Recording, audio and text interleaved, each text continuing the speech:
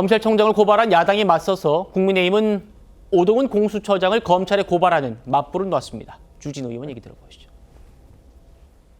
국민의힘 위원들 연명으로 오늘 오동훈 공수처장을 형사 고발합니다. 오동훈 공수처장은 내란죄 수사권이 없는데도 불법 체포 구금을 일삼았습니다. 또한 국민의 물음에 허위로 답변해서 신성한 국정조사의 장을 거짓말의 향연으로 만들어 형사처벌을 피할 길이 없습니다. 고발까지 이른 것은 이것이 단순히 업무상 실수 때문이 아니라 의도되고 또 계획적으로 저질러진 범죄라고 판단했기 때문입니다. 이재명 대표는 검찰이 기획을 한 것이다 이렇게 주장을 했는데 오히려 국민의힘에서는 공수처가 의도되고 계획된 범죄를 저지른 것이다 이렇게 얘기합니다. 국민의힘은 오동훈 공수처장이 이렇게 세 가지 혐의가 있다고 적시를 하고 있습니다. 첫째, 수사권 없는 내란죄를 빌미로 영장 쇼핑 다녀가면서 대통령을 불법 체포하고 감금한 죄. 둘째, 국정조사 청문회에서 거짓 답변을 해서 위증을 한 죄. 셋째, 국회에 거짓 답변한 허위 공문서 작성죄.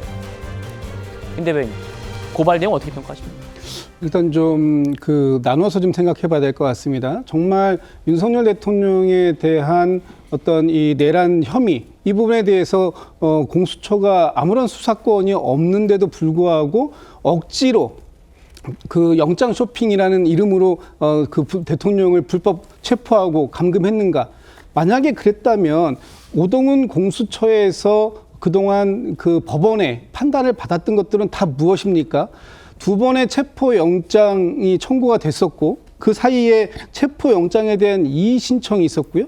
또 체포 적부심, 구속영장까지 서울 서부지법뿐만 아니라 서울중앙지법에서도 판단을 받았습니다. 거기에서 윤석열 대통령에 대한 체포, 구속 이거에 대해선 문제 없다라는 것이 나왔다면 사법부로부터 오동훈 공수처의 이 내란죄에 대한 수사 이 부분에 대한 부분은 어느 정도 인정을 받은 것이다 이렇게 볼 수 있는 겁니다. 그렇기 때문에 그것을 불법 체포다, 감금했다 이렇게 지금 얘기하는 것은 이것은 뭐 정치적인 주장일 것 같고요. 나중에 저 뭐 한번 지금 고발이 됐으니까 판단을 받아보면 될 일이고 두 번째로.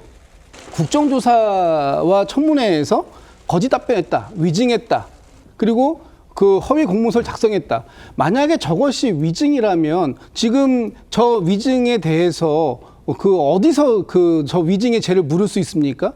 국정조사 청문회 특위에서 위증의 죄를 물어야 되는 거 아닙니까? 저것을 주진우 의원이 개인적으로 죄를 물을 수 있습니까? 국회에서 거짓 답변했다, 허위 공문서 작성했다. 저 부분에 대해서는 이미 고발했고 또 검찰에서 그 공수처에 대한 강제 수사 들어갔지 않습니까? 아마 이 부분에 대한 판단은 분명히 있을 것이다. 그런데 결론적으로 말씀드리면 공수처가 이게 혼자서 단독으로 윤석열 대통령에 대한 내란죄를 수사한 게 아니에요.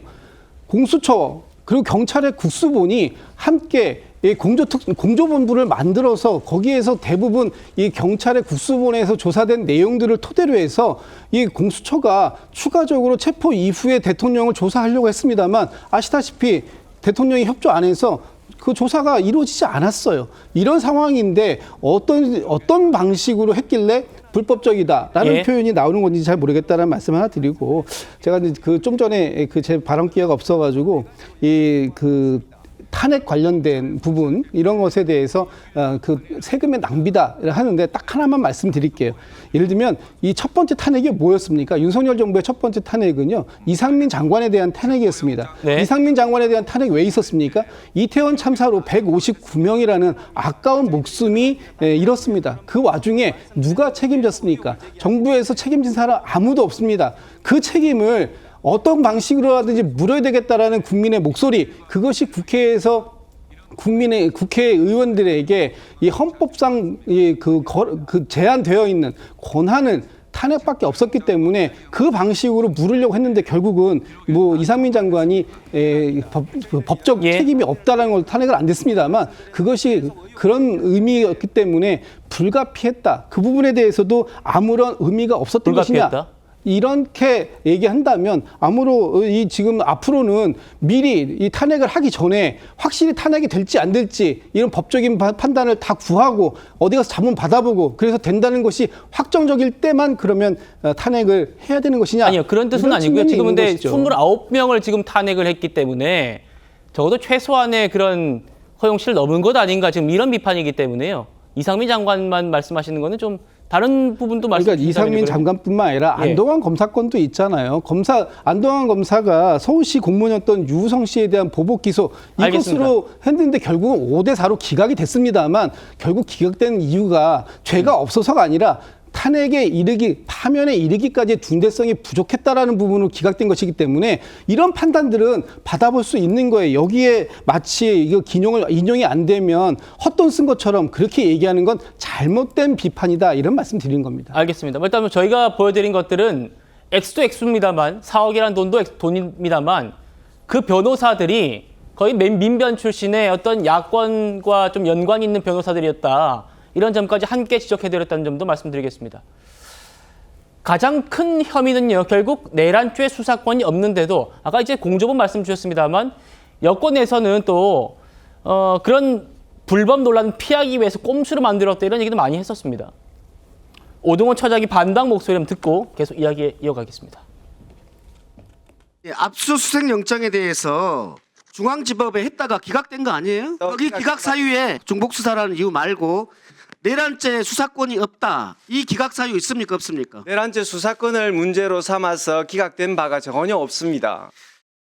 저희들 얼지권 남용죄에 대해서 수사권이 있고요. 그 관련 사건으로서 내란죄에 대해서 수사권을 갖는다라고 여러 차례 체포영장의 발부, 그다음에 구속영장의 발부를 통해서 사법부의 권위 있는 판단을 다 받은 바 있습니다. 법원의 판단을 통해서 명확하게 밝혀진 부분에 대해서 재차 그렇게 말씀하시니까 참 법원의 어떤 결정을 존중하는 태도인가 문제를 제기하지 않을 수가 없습니다.